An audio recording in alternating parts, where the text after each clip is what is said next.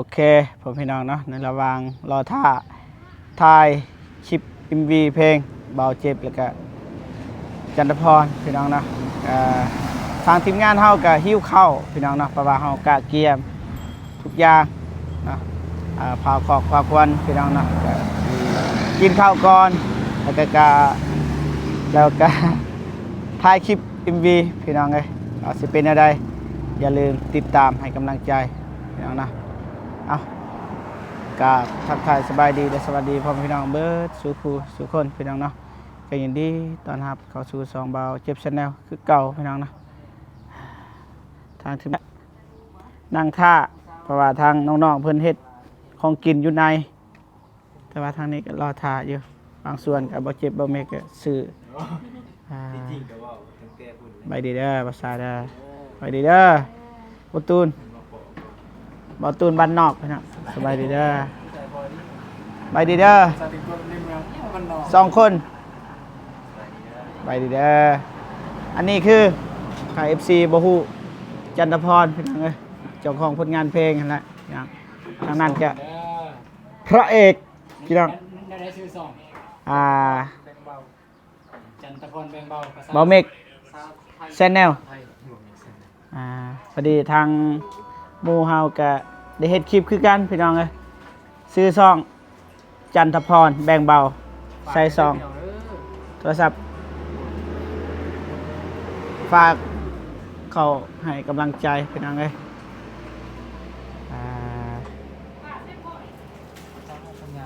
สัญญาณบ่ดีนะพี่น้องเอ้ย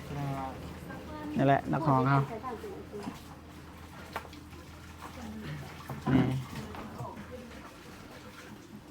นี่พี่น้องบังเด้อนี่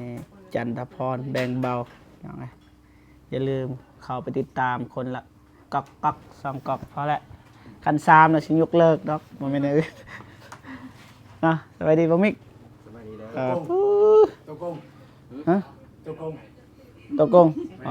คนบักรอๆสิไปว่าตัวกงนี่ต่างคนต่างมาแล้วพี่น้องเอ้ยสบายดีเด้อนั่นนี่แต่ว่ามาร่วมงานแต่งไปเกี่ยมกินข้าวกินน้ำพี่น้องเอ้ยทางนั้นก็กำลังเฮ็ดพี่น้องฝากคอกฝากควรนี่แหละพี่น้องเอ้ยประมาณนี้แหละแต่ว่าบ่เจ็บกับ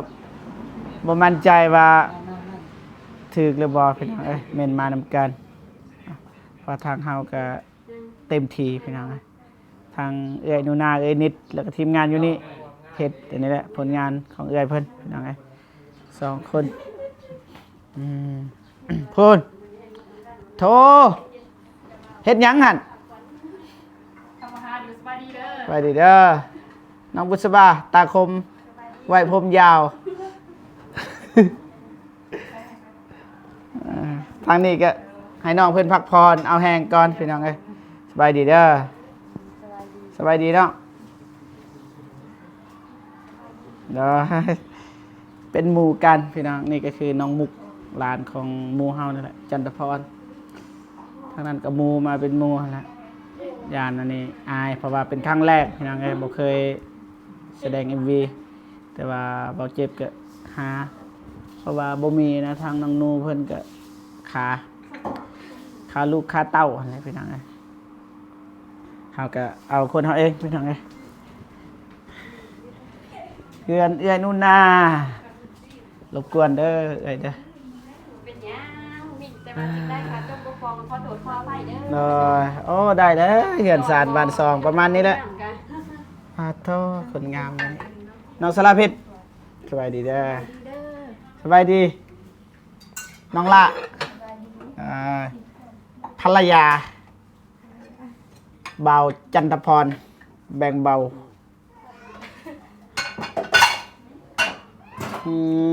สิแหละแล้วบ่แล้วพี่น้องนะพี่เจ้าพี่สิเบิ่งเสื้ออยู่สีมือน้องสารเพชรแต่ว่าสีมือนี่น้องลานี่บ่ฮู้ว่าแซ่บหรือบ่ โอ้ ประมาณนี้เด้อพี่น้องไอ้ธรรมศาสตร์เด้อนะ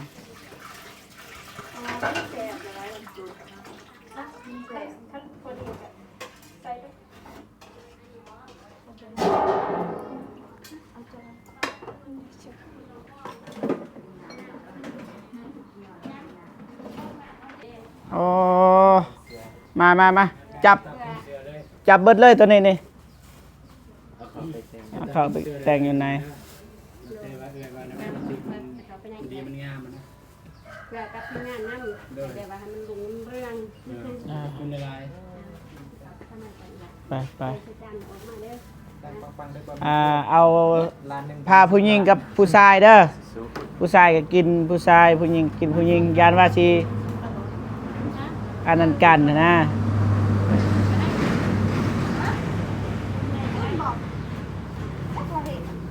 ไปแบ่งพาข้าวพาน้ำพี่น้องไง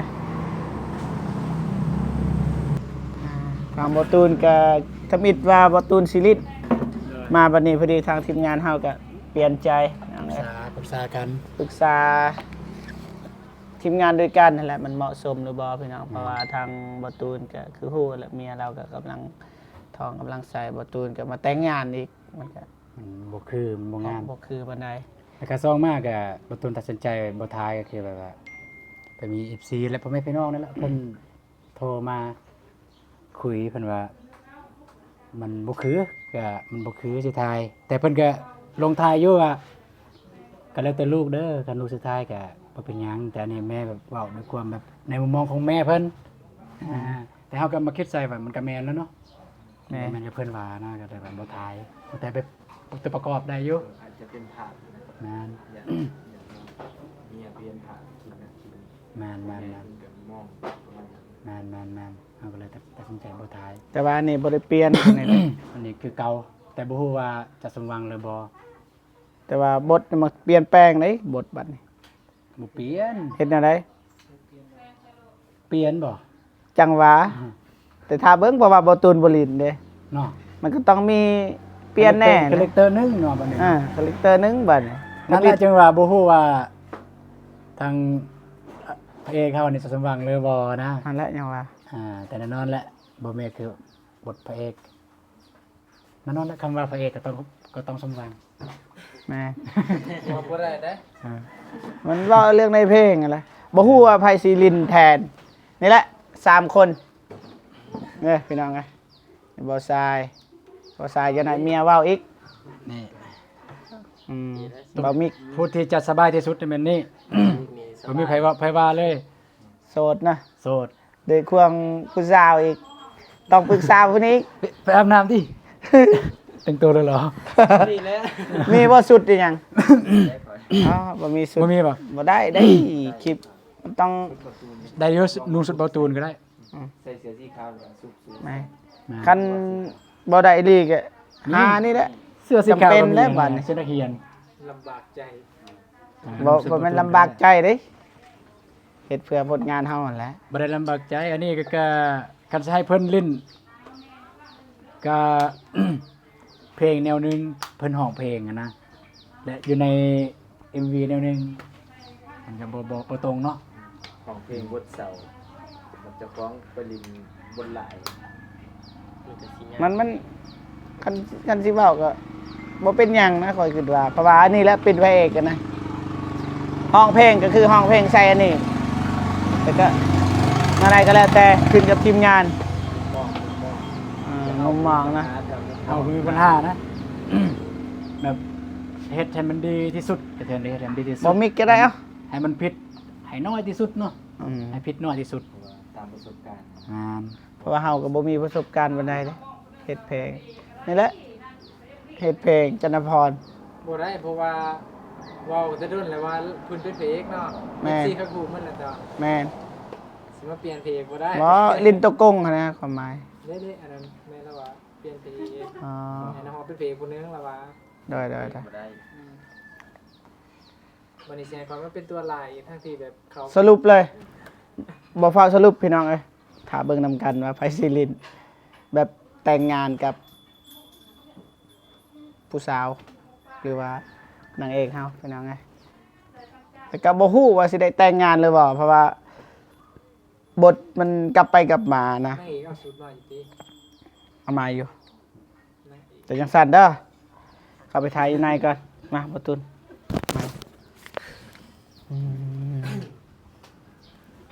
มายกมาบัดนี้ซองพา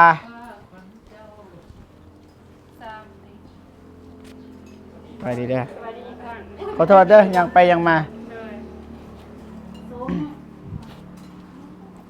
นี่เติมพลังก่อนพี่น้องไงถ่ายข้าวเดียวเช็ดเรากิน3 ชั่วโมงไปนี่แหละแม่ครัวน้องสารเพชรเบาฝนจะบ่ทันพี่น้องโบกิน้องเพิ่นมาแทนมันเป็นมาแทนเนาะเขาก็หาแต่ดนนั่นแหละให้น้องเพิ่นมาซอยนี่กันน้องเพิ่นบ่มากอะยากอยู่ของกินเฮาโอเคบัดนี้ปะโถ3 พาเปล่า แม่น นะครับ เอาจ้องเวลาไปท่าน อืม มาเถอะพี่แล้ว ในส่วนกะเกียมกินข้าวเติมพลังน้องหวานใจก็ออกเดินทางเมื่อเปลี่ยนเครื่องยังไงน้องหวานใจถ้า FC จือบ่เจ็บเคยไปซอยนะเฮ็ดเทือนให้บ่แม่นเฮ็ดเทือนให้ดอกแปลงเทือนให้พี่น้องกำลังเมื่อเปลี่ยนเครื่องพี่น้อง โยกไป โจนั่งอยู่ นั่งได้ กินอยู่นี่ก็ได้นี่อืมต้องอายเด้อ ขึ้นไปเถอะ กันเองเด้อกันเองเด้อแบ่งกันเด้อ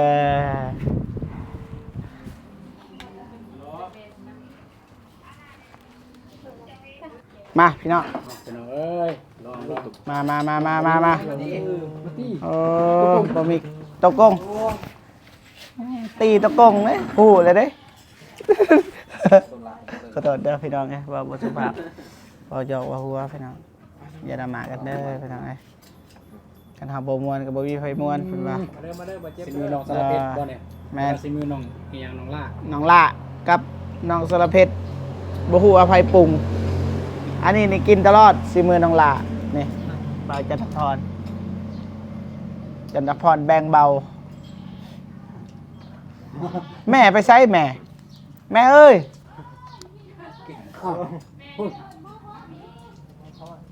ได้ เอามาพ่อนเดี๋ยว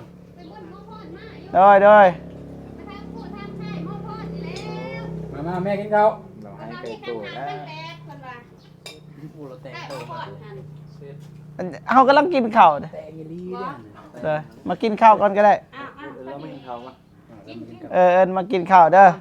นี่แหละหมอพรพี่น้องเอ้ย คนอื่นส่งจริงเฮาติ เอาจริงจังไหมนี่ โอ้โต ให้ใจ พ่อเบาหนงพี่น้องเอ้ยเบาหนงมาเอาพ่อเบาหนงแทนพี่น้อง สบายดีเด้อพ่อ สบายดีเด้อพ่อเด้อ เออ มากินข้าวพ่อ มานั่งกินข้าว กินข้าวก่อนพ่อ มาดี กินข้าว ด้วยต้นไก่ ยังกินแหละมาพ่อกินข้าว ครบสุด ลงขึ้นเลยพี่น้องเลยแต่ว่าไม่ได้ลงเงิน แบบครบสุดเลยพี่น้องเลยครบเสร็จอ่ะทางนี้ก็กินพี่น้องเลยมาจากท้ายปันไดพี่น้องฝน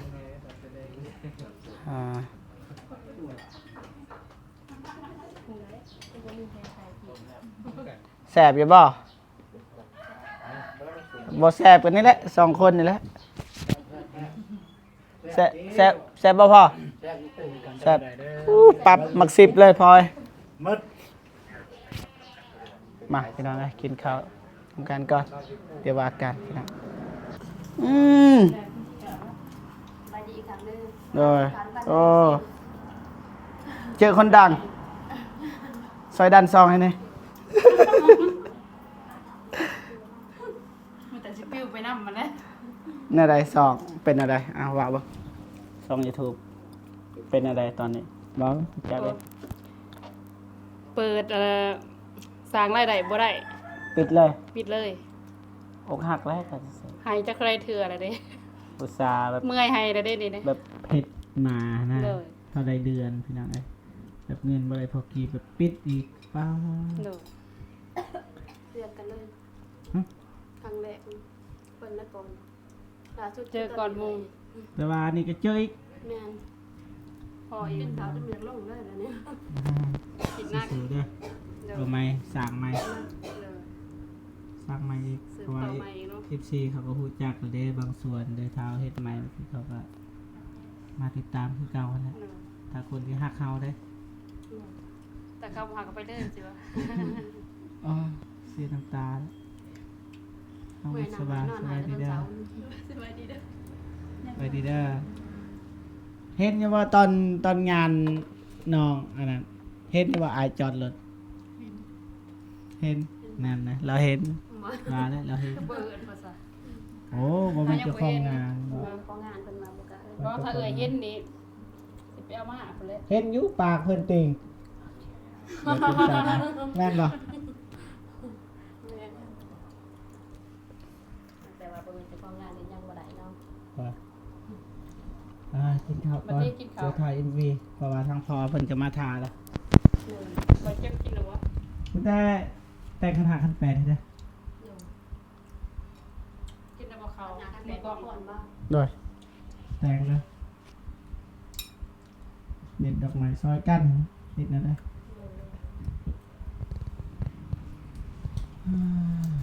กินข้าวหลายๆเด้อพอเด้อ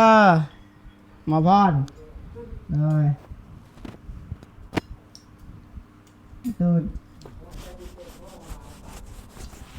อิ่มแล้วพอย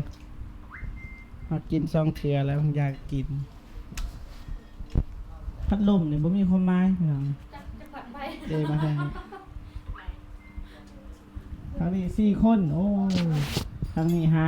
าผู้สาว5 คนพี่น้อง สิหาเก่า แต่ว่าอันนี้แม่2 คนบ่เกี่ยวทางนี้ผู้สาวเบิดนางเอกตัวลายก็อยู่นี่เบิดละ